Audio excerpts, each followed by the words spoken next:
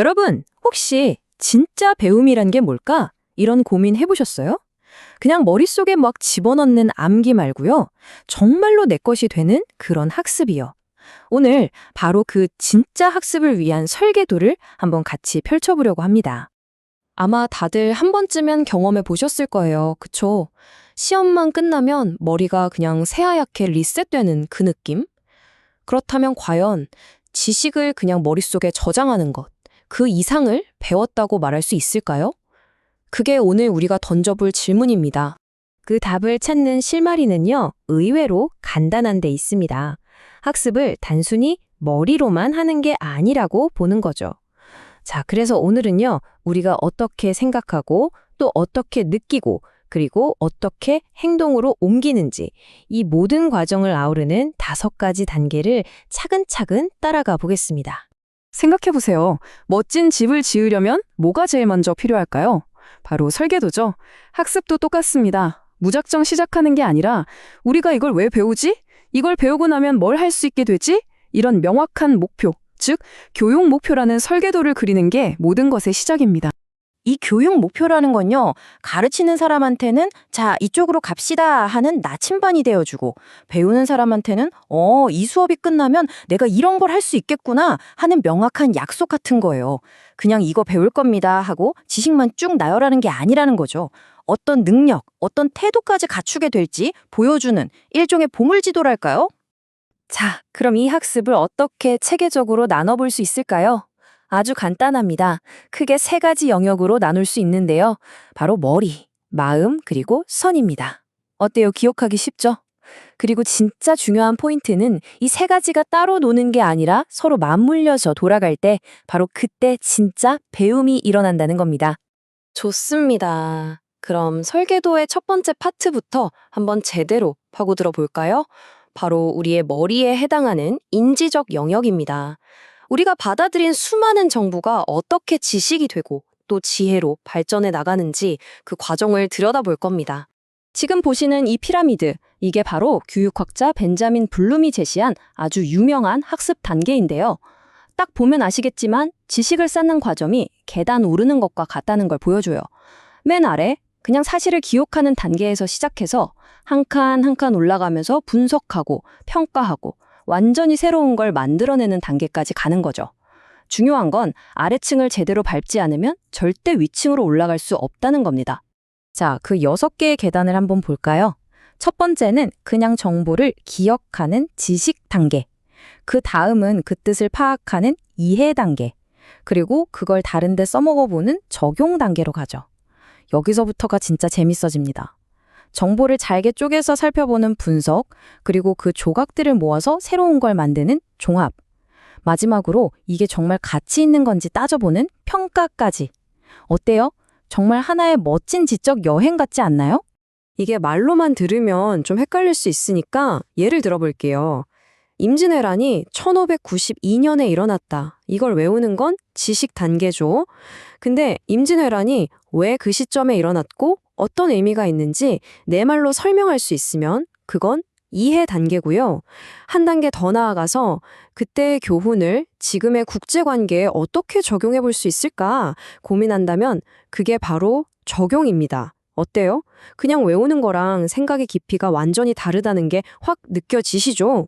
근데 우리가 로봇이 아니잖아요. 똑똑한 머리만 있다고 해서 모든 배움이 완성되는 건 아니겠죠. 이제 설계도의 2번째 부분, 바로 우리의 마음, 즉 감정과 태도를 다루는 정의적 영역으로 넘어가 볼 시간입니다. 머리로 아는 지식이 어떻게 가슴으로 느끼는 신념이 되는지 그 과정을 한번 따라가 보죠. 머리에 학습의 단계가 있었던 것처럼 이 마음의 성장에도 단계가 있습니다. 처음에는 그냥 저런 게 있네 하고 귀를 기울이는 감수 단계에서 시작해요. 그러다가 좀 더 관심을 갖고 참여하는 반응 단계로 가고 이거 정말 중요하구나 하고 가치를 부여하게 되죠. 그리고 마침내 그런 가치들이 차곡차곡 쌓여서 내 삶의 기준이 되고 나라는 사람을 만드는 인격의 일부가 되는 겁니다. 여기에 아주 좋은 예시가 있네요. 예를 들어서 선거 날에는 투표를 해야 한다. 이건 지식이죠. 하지만 내가 하는 한 표가 민주주의를 지키는 소중한 행동이다 라고 진심으로 믿고 행동하는 것.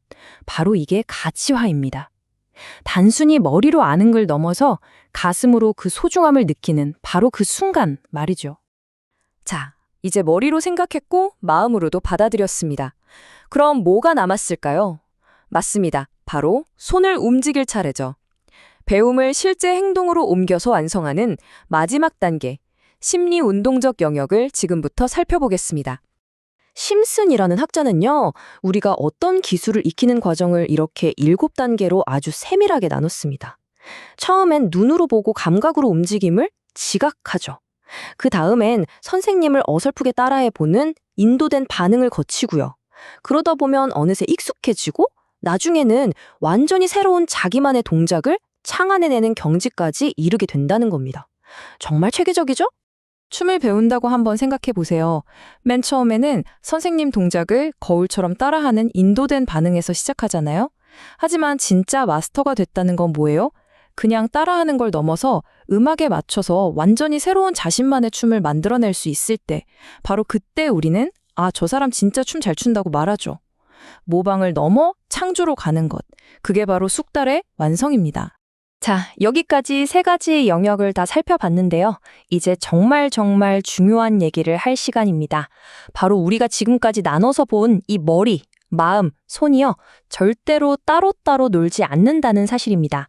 이 3개가 마치 하나의 잘 맞물린 톱니바퀴처럼 함께 돌아갈 때 비로소 진짜 온전한 학습이 이루어지는 거죠. 명의, 그러니까 아주 훌륭한 외과 의사를 한번 떠올려 보세요. 수술에 대한 방대한 의학 지식, 즉 머리가 있어야겠죠? 그리고 환자를 어떻게든 살리겠다는 뜨거운 사명감, 마음도 필요할 겁니다. 마지막으로 그 모든 걸 가능하게 하는 정교하고 안정적인 손기술, 바로 손이 있어야 하고요. 이 3가지 중에 단 하나라도 빠진다면 최고의 의사라고 할 수 있을까요? 절대 아니겠죠. 자, 이 표가 바로 오늘 우리가 함께 그려본 학습 설계도의 최종 요약본입니다. 머리는 아는 것에서 새로운 것을 만드는 것으로, 마음은 알아차리는 것에서 나 자신이 되는 것으로, 그리고 손은 따라하는 것에서 혁신하는 것으로. 앞으로 무언가를 배우거나 가르칠 때 이 지도를 펼쳐보세요. 우리가 어디쯤 와 있는지, 어디로 가야 하는지 알려주는 아주 훌륭한 길잡이가 되어줄 겁니다. 오늘 우리가 함께 나눈 이야기가 여러분의 배움에 작은 힌트가 되었으면 좋겠습니다. 자, 이제 마지막으로 스스로에게 이 질문을 한번 던져보세요. 나는 오늘 나의 머리, 마음, 손 중에서 어떤 부분을 성장시키고 있지? 어쩌면 그 답을 찾아가는 그 과정 자체가 우리 인생에서 가장 위대한 배움이 아닐까요?